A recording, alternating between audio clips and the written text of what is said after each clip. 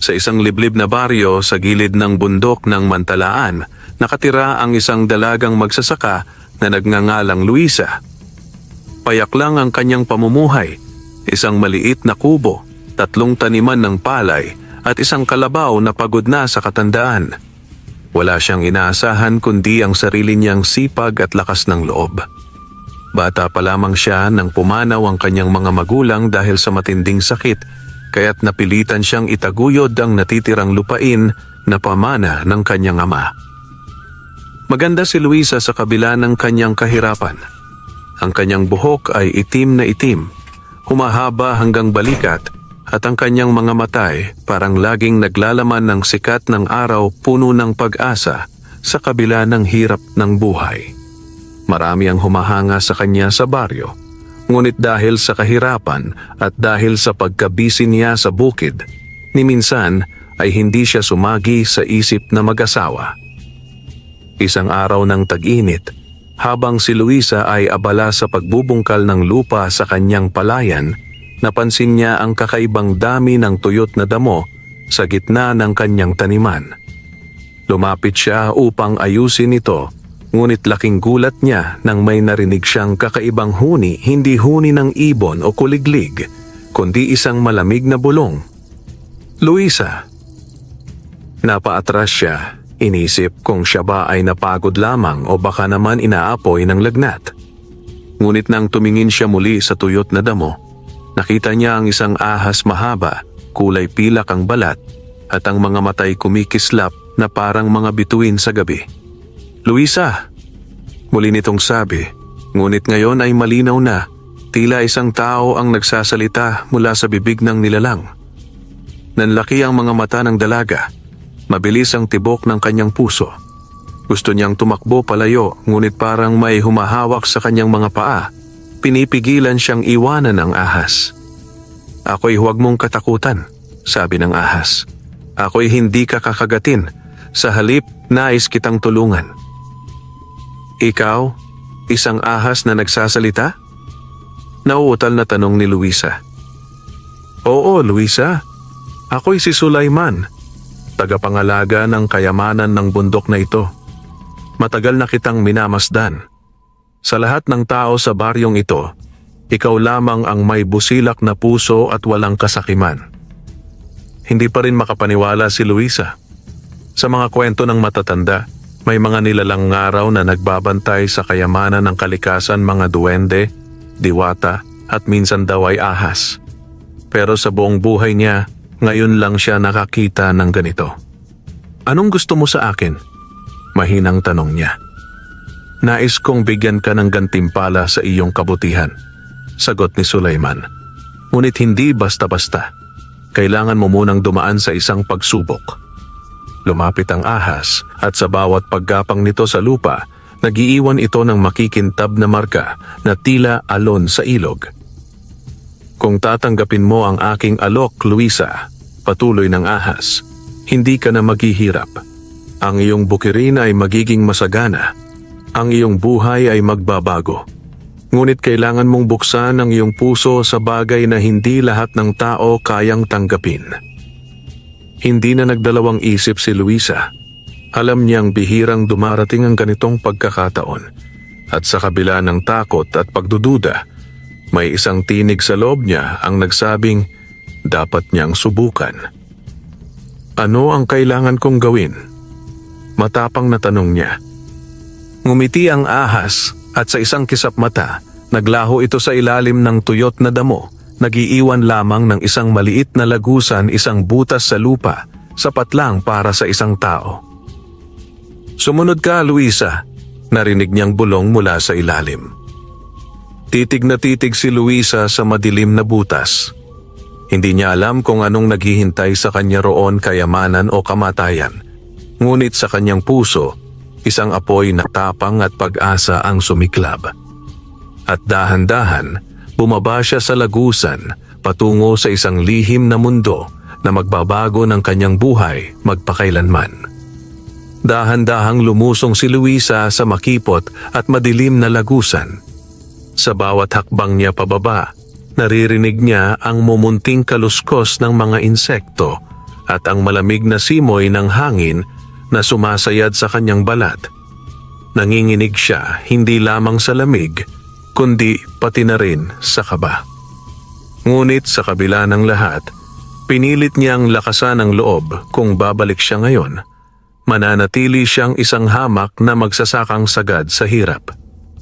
Pagkaraan ng ilang minuto ng paglalakad sa madilim na lagusan, bigla siyang nakarating sa isang maluwag na kuweba na puno ng kakaibang liwanag. Hindi apoy, hindi rin araw, kundi isang asul na sinag na tila nagmumula sa mga kristal na nakabaon sa mga dingding ng kuweba. Namangha si Luisa. Sa loob ng kuweba, nakita niya ang mga pilapil ng ginto, mga palayok na umaapaw sa mga perlas at mga punong hitik sa bunga ng iba't ibang prutas na sa tanang buhay niya ay hindi pa niya nakikita. Muling sumulpot si Sulaiman, ang ahas na may makintab na balat mula sa isang sulok ng kuweba. "Maligayang pagdating, Luisa," sabi nito. Ang tinig ay tila alon ng tubig na marahan ngunit makapangyarihan. "Anong lugar ito?" Usisa ng dalaga, hindi pa rin makapaniwala sa kanyang mga nakikita.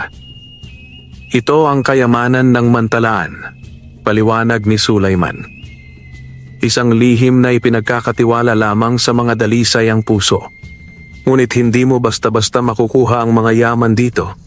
Kailangang magpakita ka muna ng tunay na kabutihang loob." Lumapit ang ahas sa isang malaking puno sa gitna ng kuweba.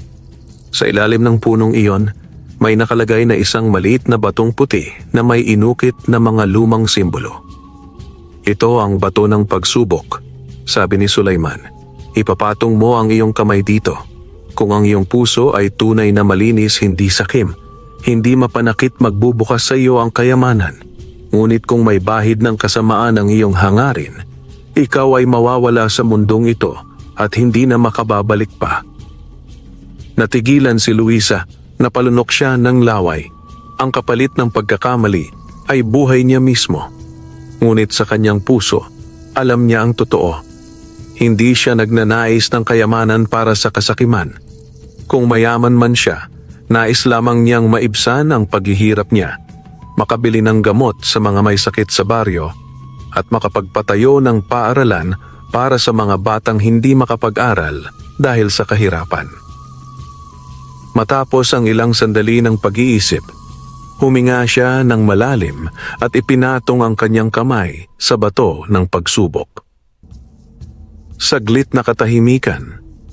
Pagkatapos, isang matinding liwanag ang sumiklab mula sa bato at bumalot kay Luisa ng isang mainit na hangin na parang yakap. Hindi siya nasaktan, bagkus nakaramdam siya ng kakaibang ginhawa at kapayapaan. Ang kuweba ay biglang umuga at mula sa ilalim ng puno, isang malaking baul na gawa sa gintong kahoy ang unti-unting umangat. "Mangyari ang nararapat," sigaw ni Sulaiman, at sa isang iglap, bumukas ang baul, nagpapakita ng mga kayamanang hindi maisusulat ng simpleng salita. Gintong alahas, perlas, mga mamahaling bato, at mga palay na kuminang na parang tunay na gintong butil. Napaluha si Luisa sa tuwa. "Ito ay iyo na, Luisa," wika ni Sulaiman. "Ngunit may isa pang hiling akong nais ipagkaloob sa iyo." Tumitig si Luisa sa ahas, naguguluhan, ngunit handang makinig. "Anong hiling iyon?" tanong niya. "Sa bawat kayamanang kukunin mo rito, nangangako kang tutulong ka sa mga nangangailangan," sagot ng ahas. "Hindi mo kakalimutan ang pinanggalingan mo, hindi ka mabubulag sa kayamanan. Pangako mo ba ito?" "Oo, pangako ko," sagot ni Luisa, taimtim, sabay luhod sa harap ng baul. Muling kumislap ang kuweba at sa oras na iyon, ramdam ni Luisa na nagsimula na ang bagong yugto ng kanyang buhay, isang yugto ng pagangat. Ngunit puno rin ng bagong pagsubok at responsibilidad. Lumapit si Sulaiman, iniabot ang kanyang dila na may nakapatong na maliit na butilis ang perlas na kulay asul. Ito ang magiging tanda ng iyong kasunduan, sabi niya. Isuot mo ito sa isang kwintas at laging ipagdarasal ang iyong hangarin. Sa oras ng panganib o pangangailangan, tatawagin mo lamang ang aking pangalan. Tinanggap ni Luisa ang perlas at sa sandaling iyon, nagpasya siyang hindi lamang maging tagapagmana ng kayamanan, kundi maging tagapagtaguyod ng kabutihan sa kanilang baryo. At sa pag-ahon niya mula sa kuweba, dala niya hindi lamang ang mga kayamanang hindi niya akalaing matatamo, kundi pati na rin ang bagong misyon ng kanyang puso. Mabilis ang tibok ng puso ni Luisa habang tinatahak niya ang madamong daan pabalik sa kanilang baryo. Sa kanyang bisig ay isang sako ng palay na kumikislap sa sinag ng araw, mga butil ng gintong palay mula sa kuweba ni Sulaiman. Sa kanyang bulsa na may nakatago ang asul na perlas, nakabalot sa isang piraso ng tela. Nang marating niya ang baryo, hindi niya mapigilang mapangiti. Sa wakas, may pag-asa na siyang mayahon ng sarili at ang kanyang pamilya sa kahirapan. Ngunit hindi siya nagmadali. Sa halip na ipakita agad ang kanyang kayamanan, dumiretso siya sa kanilang maliit na kubo upang pag-isipang mabuti ang kanyang susunod na hakbang. Anong nangyari, anak? Sa lubong ng kanyang inang si Aling Marta, napansin ang kakaibang ningning sa mata ni Luisa. May biyayang dumating, inay, tugon niya, ngunit pinili niyang hindi pa ikwento ang lahat. Bukas, pupunta ako sa bayan para subukan kong ipagbili ang mga palay. Hindi na nag-usisa pa si Aling Marta. Sanay na siya sa pag-iingat ng kanyang anak sa mga bagay-bagay. Kinabukasan, maaga pa lamang ay bumaba na si Luisa papuntang bayan. Bitbit niya ang isang bayong ng gintong butil. Pinagtakpan niya ito ng mga karaniwang palay upang hindi ito mahalata. Pagdating niya sa pamilihan, lumapit siya sa isang mayamang negosyante na kilala sa pagbili ng mga ani, si Don Faustino. Mangyari po, Don Faustino? Magalang na bati ni Luisa. Nais ko pong ipagbili ang mga palay na ito. Tiningnan Don ang bayong at sa isang sulyap, tila hindi niya nakita ang kakaiba. Ngunit nang lumapit ang kanyang katiwala at sumidsid ng palay, kumislap ang mga mata nito. Don, bulong ng katiwala. Ginto po ang mga butil. Nanlaki ang mata ni Don Faustino. Agad siyang ngumiti kay Luisa, ngunit sa loob-loob niya ay naglalaro ang kasakiman. Magkano mo gustong ibenta ang mga ito, Hija? Tanong niya, nilalambingan ang tinig. Wala po akong alam sa presyo, sagot ni Luisa, inosente.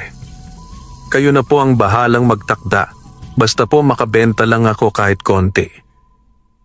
Isang maitim na plano ang pumasok sa isipan ng Don. Sa halip na bigyan ng tamang halaga si Luisa, balak niya itong linlangin. Mabuti, ani Don Faustino. Dahil sa kabaitan mo, bibilin ko lahat ng palay mo. Heto, 3 pilak. Itinaas niya ang 3 pilak na tila sinlaki lamang ng isang butil ng asin. Napakunot ang noo ni Luisa.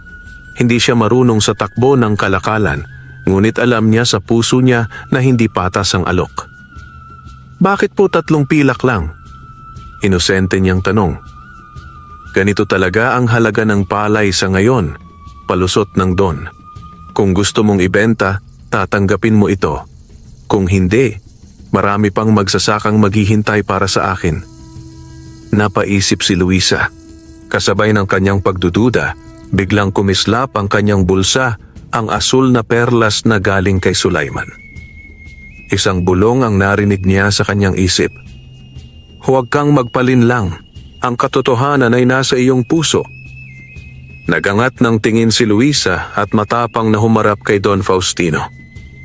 Pasensya na po, Don, sabi niya. Hindi ko po ibebenta ang mga palay ko. Nag-iinit ang tenga ng Don sa inis, ngunit pinigilan niya ang sarili. Pinakawalan niya si Luisa, ngunit habang papalayo ito, pinagmamasdan niya ng masama. Hindi ka makalalayo, batang iyan. Bulong niya sa sarili. Si Luisa naman ay umuwi ng baryo nang may matatag na desisyon, hindi siya magpapaloko. At doon niya ipinanganak ang isang ideya, bakit hindi siya ang magtayo ng sarili niyang negosyo? Kung siya mismo ang magtatanim at magbenta ng kanyang ani, hindi na niya kailangang dumaan pa sa mga mapang-abusong mayayaman. Sa gabing iyon, sa liwanag ng buwan, humarap si Luisa sa isang punso sa likod ng kanilang kubo. Hawak niya ang asul na perlas at buong tapang siyang nagdasal. Sulaiman, tulungan mo akong simulan ang bagong paglalakbay na ito. Hindi lamang para sa akin, kundi para rin sa lahat ng nangangailangan. At sa paghihip ng malamig na hangin, tila ba may pabulong na tugon ang kalikasan, isang tanda na ang kanyang panalangin ay dininig. Kinabukasan, paggising ni Luisa, agad siyang nagpasya. Sisimulan niya ang bagong buhay gamit ang biyayang ipinagkaloob sa kanya. Una niyang inasikaso ang maliit nilang bakuran. Binungkal niya ang lupa sa likod ng kubo, isang bahagi ng lupaing halos hindi na nila ginagamit. Doon niya itinanim ang ilang butil ng gintong palay mula kay Sulaiman. Habang nagtatanim, hindi niya maiwasang pagmasdan ang asul na perlas na isinabit niya sa isang lumang kwintas. Ang perlas ay kumikislap sa ilalim ng sikat ng araw, tila may sariling buhay. Habang pinupunla niya ang mga gintong butil, biglang humihip ang isang malamig na simoy. Napayuko siya at sa kanyang harapan, muli niyang narinig ang pamilyar na boses. Luisa, tandaan mo, ang kayamanang binigay sa iyo ay may kalakip na pananagutan. Lumingalinga siya, ngunit walang tao. Alam niyang si Sulaiman ang nagbabantay. Gamitin mo ang ginto hindi lamang para sa sarili, kundi para sa nakararami, at huwag mong hahayaang lamunin ka ng kasakiman. Tumango si Luisa sa hangin, mistulang nauunawaan niya ang hindi nakikitang gabay. Lumipas ang ilang araw. Ang punlang itinanim niya ay hindi ordinaryo. Sa halip na ilang buwan bago tumubo, sa loob lamang ng isang linggo ay naging matatayog na halaman ang mga ito. Ang mga palay ay kumikislap sa dilaw na ginto tuwing sinisikatan ng araw. Napamangha si Aling Marta nang makita ito. Anak, anong klasing palay iyan? Hindi ko rin po alam, inay. Painosenteng sagot ni Luisa, bagamat sa puso niya, batid niyang ito ay himala ng asul na perlas at ng ahas na si Sulaiman. Dahil sa bilis ng pag-ani, napuno ng palay ang kanilang bakuran. Hindi nagtagal, nakapag-ipon si Luisa ng malaking sako ng gintong butil. Hindi na siya muling nagtangkang ibenta ito sa mga negosyanteng tulad ni Don Faustino.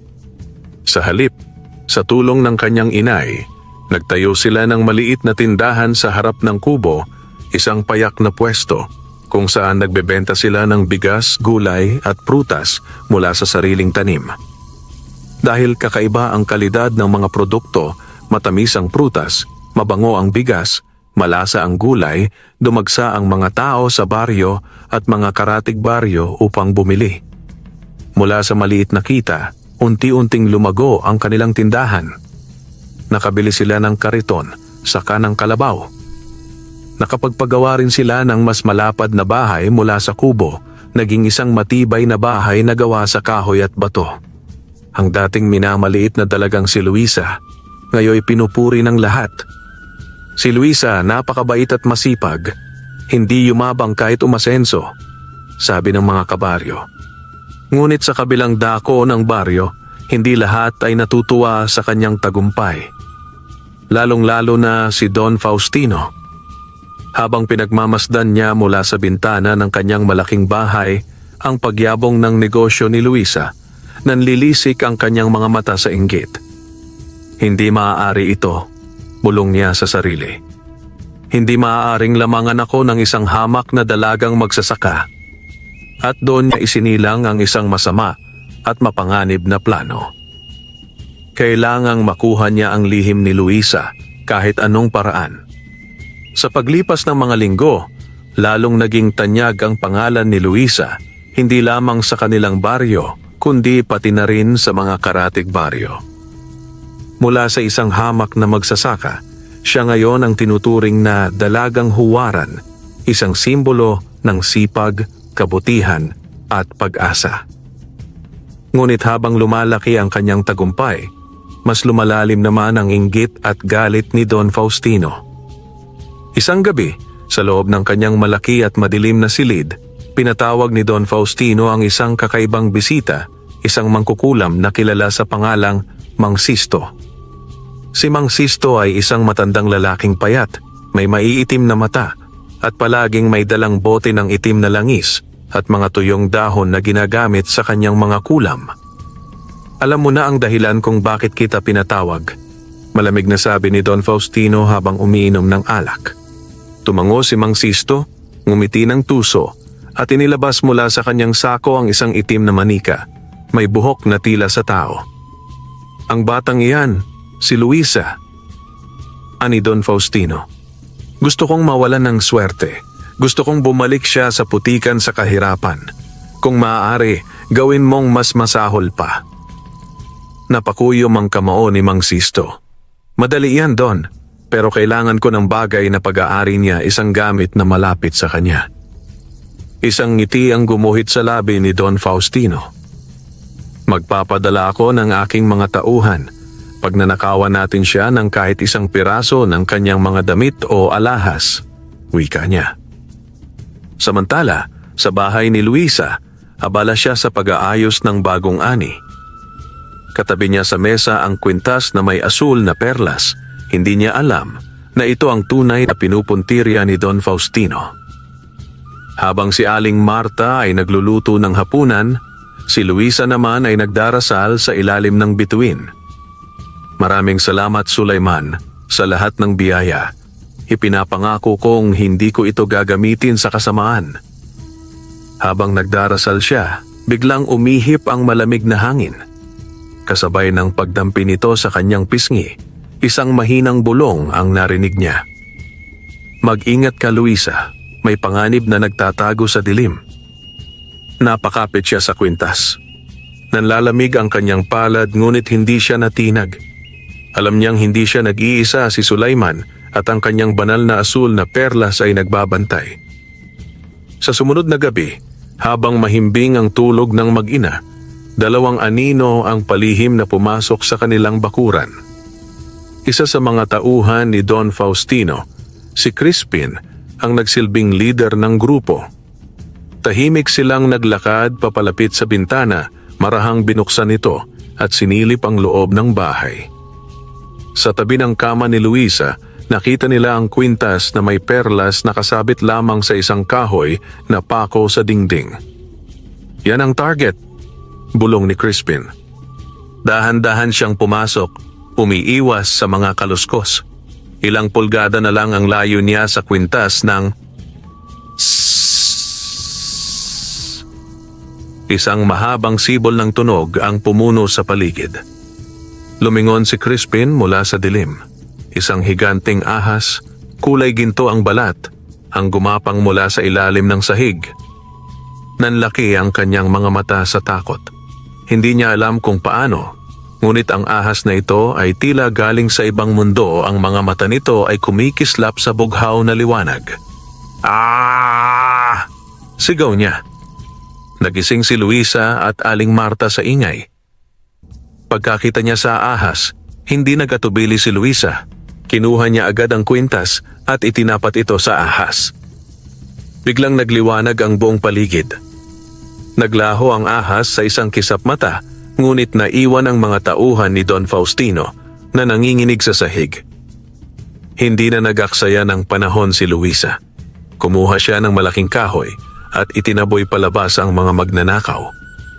Takot na tumakbo si Crispin at ang kanyang mga kasama hindi na muling lumingon. Sa katahimikan ng gabi, hinawakan ni Luisa ang kanyang kwintas. Maraming salamat, Sulaiman, bulong niya. Alam niyang hindi pa tapos ang panganib at kailangang maghanda siya sa mas mabibigat na pagsubok. Hindi niya alam na si Don Faustino sa kabilang dako ng baryo ay lalo pang maghahasik ng lagim para makuha ang kanyang lihim kahit pa ito'y magbunga ng dugo. Makalipas ang insidente ng pagnanakaw, lalo pang naging maingat si Luisa at si Aling Marta.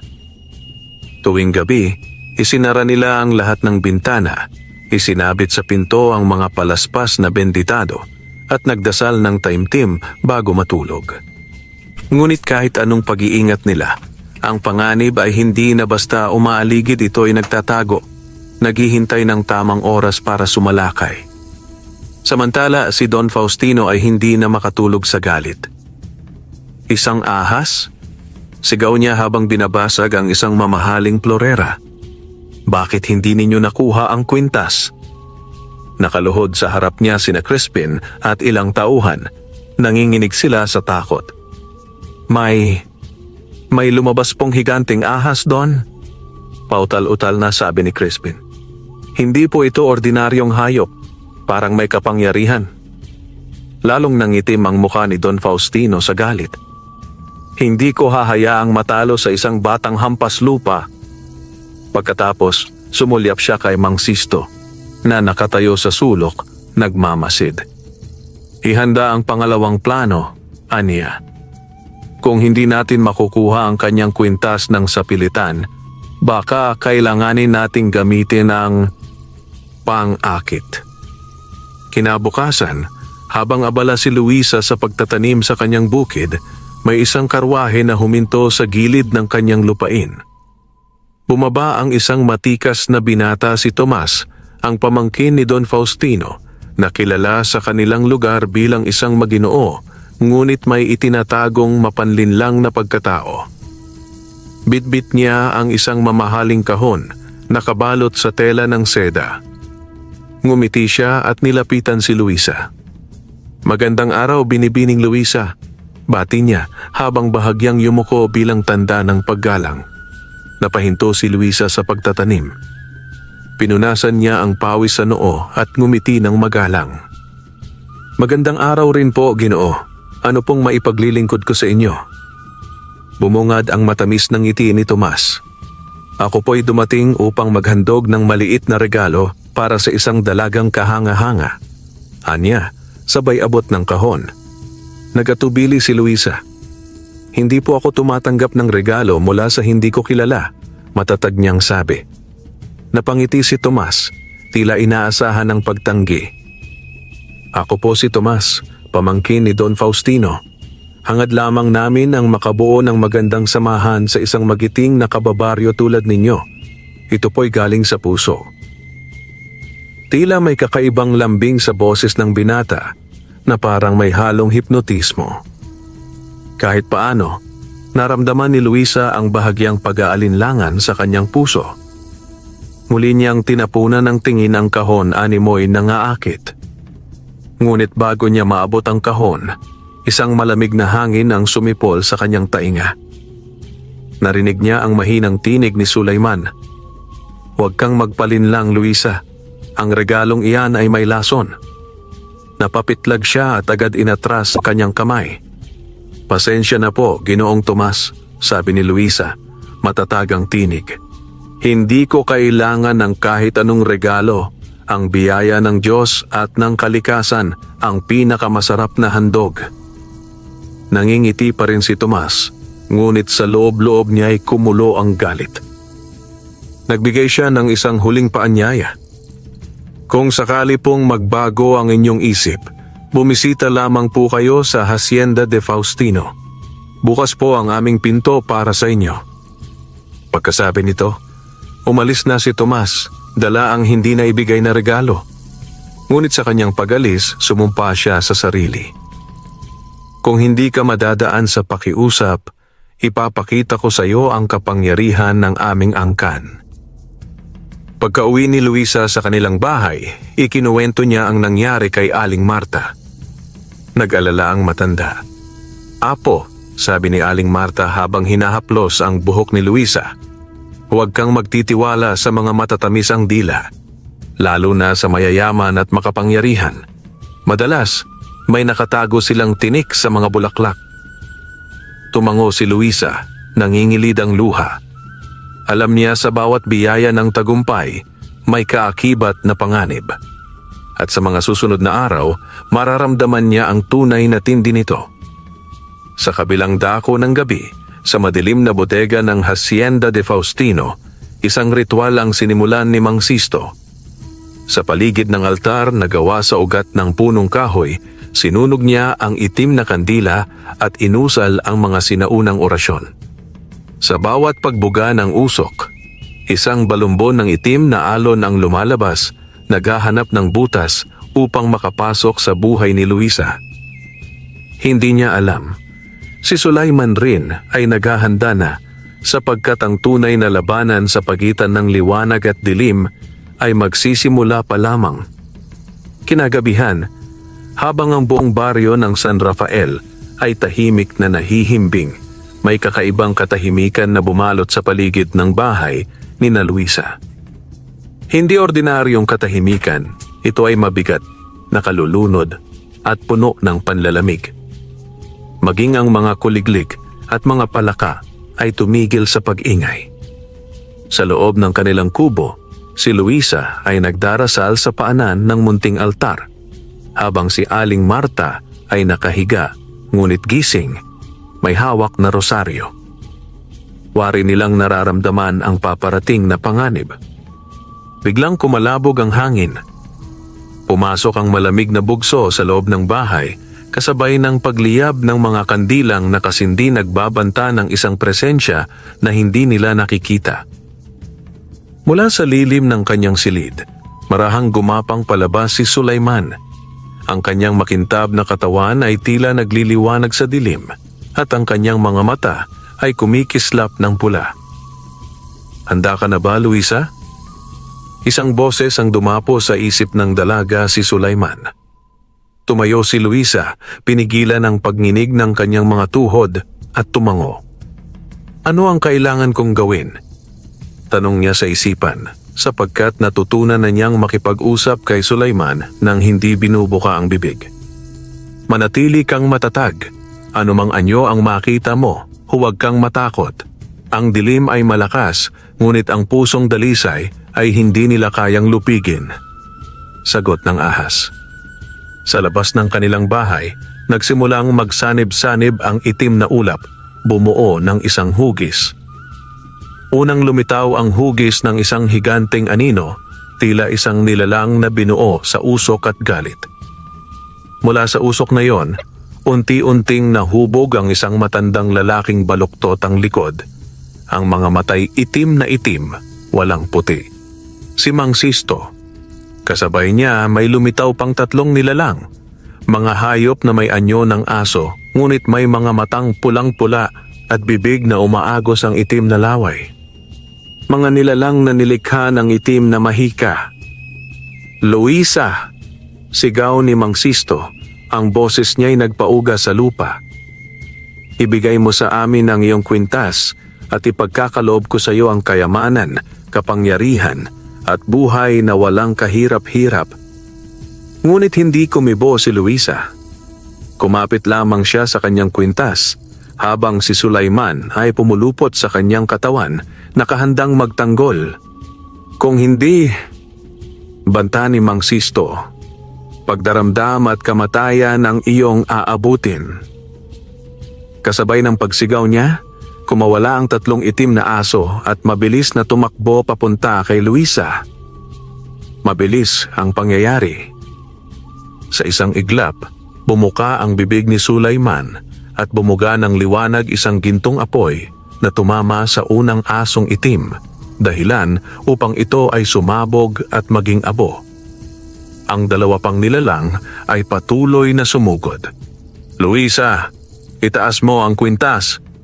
Bulong ni Sulaiman sa isip niya.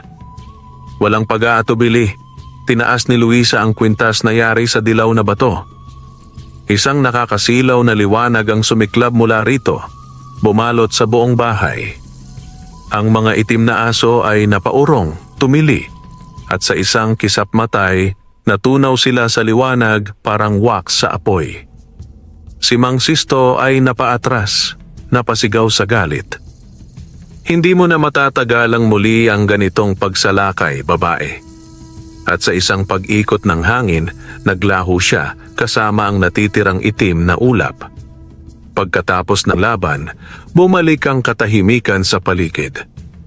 Huminga ng malalim si Luisa, bumagsak sa sahig sa pagod, habang si Aling Marta ay yumakap sa kanya ng mahigpit.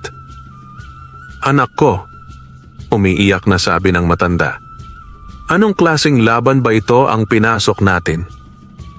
Ngunit si Luisa ay hindi natakot.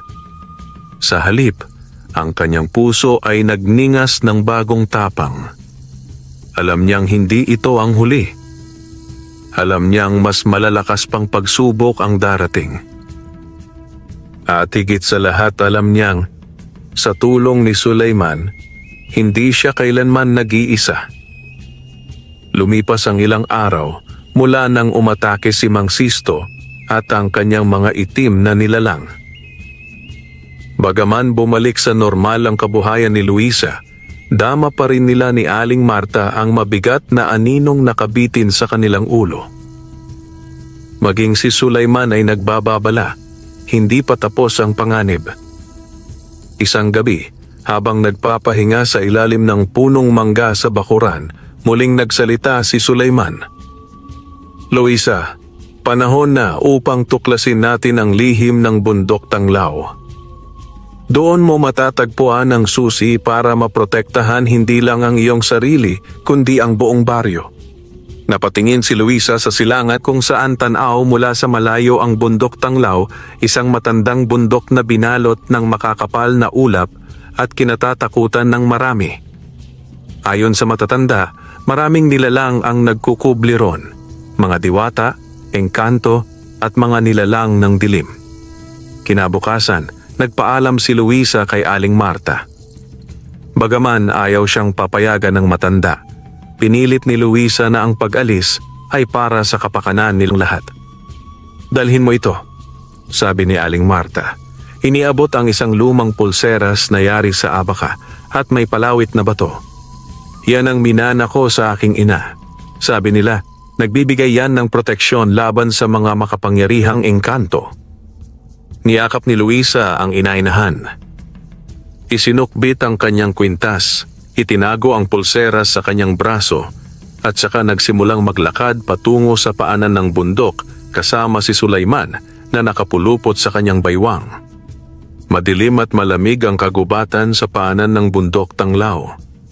Makapal ang mga dahon at ang mga puno ay tila nagbubulungan, sumasabay sa bawat hakbang ni Luisa. Ngunit hindi siya nagpatinag. "Huwag kang lilihis sa daan," babala ni Sulaiman.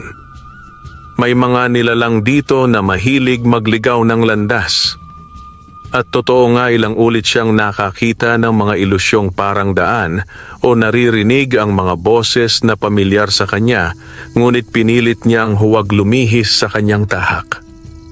Sa kalagitnaan ng kagubatan, nakasalubong nila ang isang matandang babae na nakaupo sa isang baul sa gitna ng daan. "Dalaga," wika ng matanda, "kung nais mong makatawid ng ligtas, sagutin mo ang aking bugtong." Napatingin si Luisa kay Sulaiman. Tumango ang ahas. "Subukin mo, Luisa, ang matanda ay isang tagapagbantay ng daan."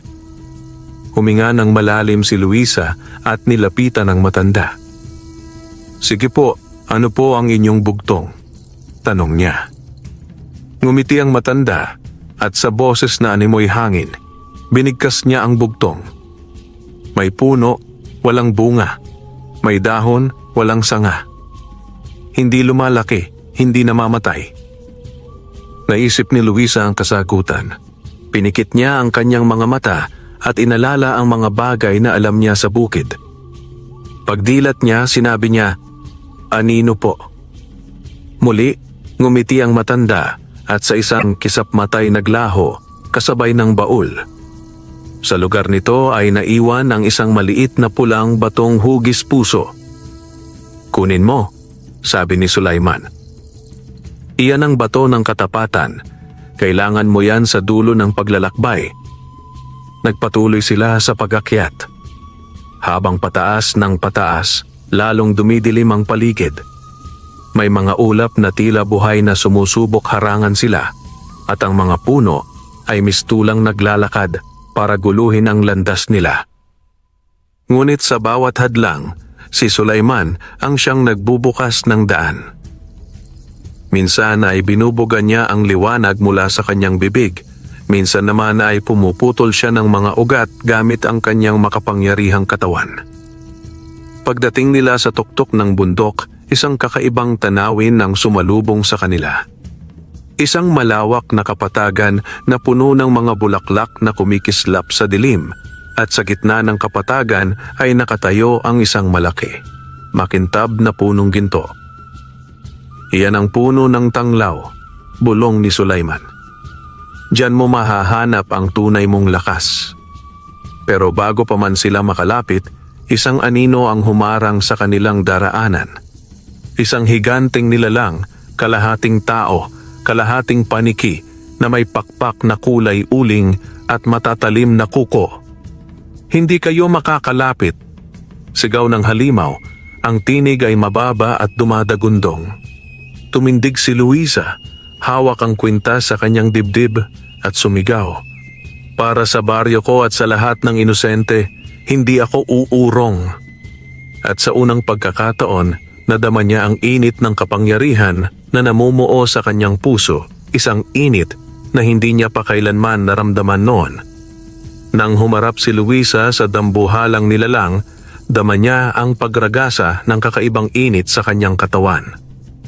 Parang may sumisiklab mula sa kanyang puso, lumalaganap sa kanyang mga ugat, at pumupuno sa kanyang buong pagkatao. Si Sulaiman ay nakapulupot sa kanyang braso, nakahanda, ngunit sa pagkakataong ito, tila hindi siya ang pangunahing sandata, kundi si Luisa mismo. Luisa, bulong ni Sulaiman sa kanyang isip. Ang lakas mo ay nakaugat sa kabutihan ng iyong puso. Gamitin mo ang bato ng katapatan. Hinugot ni Luisa mula sa kanyang bulsa ang maliit na pulang bato. Sa kanyang paghawak dito, biglang kumislap ang bato at isang liwanag ang bumalot sa kanyang buong katawan. Ang higanting nilalang na kanina lamang ay kampante, biglang umatras sa sindak. Hindi nito kinaya ang taglay na liwanag ni Luisa. Anong ginagawa mo, mortal? Sigaw ng nilalang habang pumapadyak ang malalaking paa sa lupa. Pinoprotektahan ko ang aking sarili at ang aking mga mahal sa buhay. Sigaw ni Luisa, dama ang lakas sa kanyang tinig. Mula sa kanyang mga palad, sumambulat ang bughaw at gintong sinag na tumama sa katawan ng halimaw. Umalingaw-ngaw ang malakas na hiyaw mula sa nilalang. Ang makakapal nitong pakpak ay unti-unting natunaw at ang madilim nitong anyo ay naging usok na dinala ng hangin. Naiwan si Luisa, humihingal, nanginginig ang mga tuhod sa dami ng enerhiyang lumabas sa kanya. Magaling, Luisa, sabi ni Sulaiman, pabulong ngunit puno ng pagmamalaki. Ngayon, lumapit ka sa puno ng tanglaw. Sa bawat hakbang niya papalapit sa gintong puno, pakiramdam ni Luisa ay para siyang lumalakad sa ulap. Ang bawat bulaklak na nadadaanan niya ay yumuyuko, parang nagpaparangal sa kanya. Pagdating niya sa paanan ng puno ng tanglaw, lumitaw mula sa likuran nito ang isang babaeng may mahabang buhok na puti, suot ang damit na yari sa pinong ulap at kumikislap na hiyas. Ako si Diwata Maginhawa, sabi ng babae. Ang tinig ay banayad ngunit makapangyarihan. Ikaw, Luisa, ay pinili ng kalikasan at ng mga espiritu upang maging tagapangalaga ng kabutihan sa lupaing ito. Hindi agad nakapagsalita si Luisa. Nagpatira pa siya sa harap ng diwata. Luisa, dahil sa kadalisayan ng iyong puso at katapangan ng iyong kaluluwa, ipagkakaloob ko sa iyo ang basbas ng bundok tanglaw. Itinaas ng diwata ang kanyang kamay, at mula sa puno ay bumaba ang isang sinag ng gintong liwanag. bumalot sa katawan ni Luisa. Dama niya ang pagdaloy ng bagong lakas sa kanyang laman.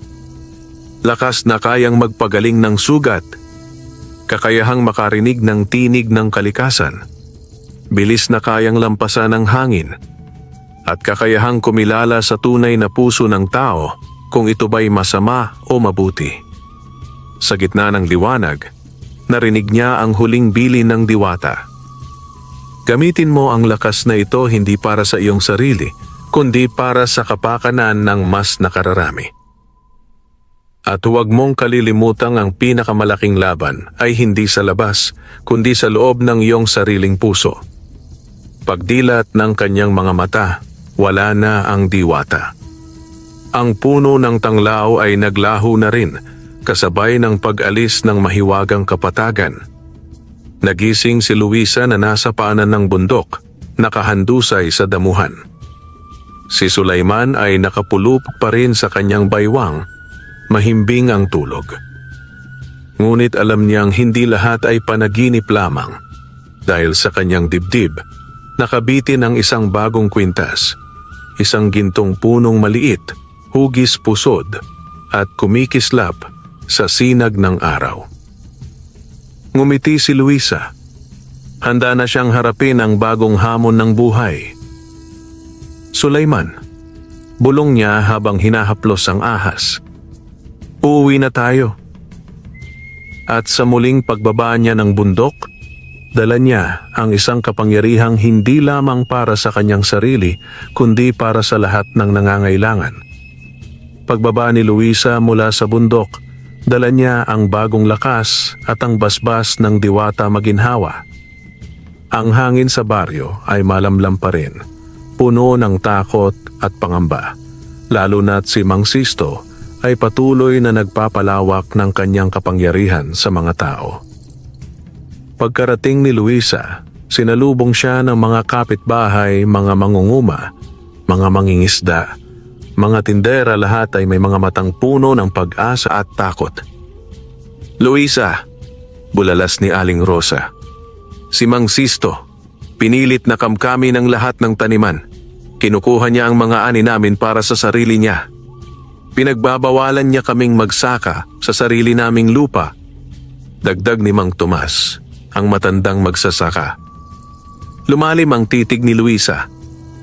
Ito na ang pagkakataon. Hindi siya bumalik para magkubli sa anino ng takot. Bumalik siya upang lumaban, hindi sa pamamagitan ng dahas, kundi ng lakas ng puso at liwanag.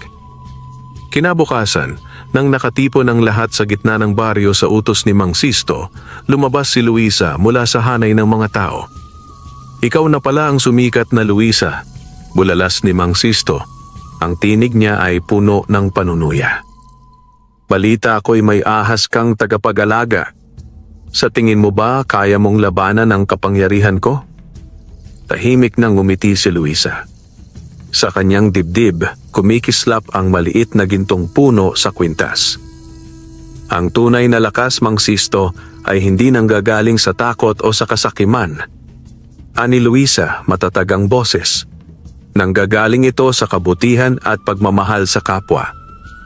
Tumawa si Mang Sisto at sa isang iglap, itinapon niya ang kanyang baston sa lupa. Nagbago ang anyo niya. Nagmistulang dambuhalang may maitim na pakpak at pulang mata. Isang nilalang na pinatatakbo ng kasamaan. Nagsigawan ang mga tao. Nagumpisa silang magtakbuhan palayo, pero si Luisa, kasama si Sulaiman, na ngayoy kasing laki na ng isang malaking sawa, ay humarap sa nilalang. Ngayon mo gamitin ang bato ng katapatan, bulong ni Sulaiman. Hinawakan ni Luisa ang bato at sumiklab ang liwanag. Hindi siya umatras, bagkus lumapit pa siya.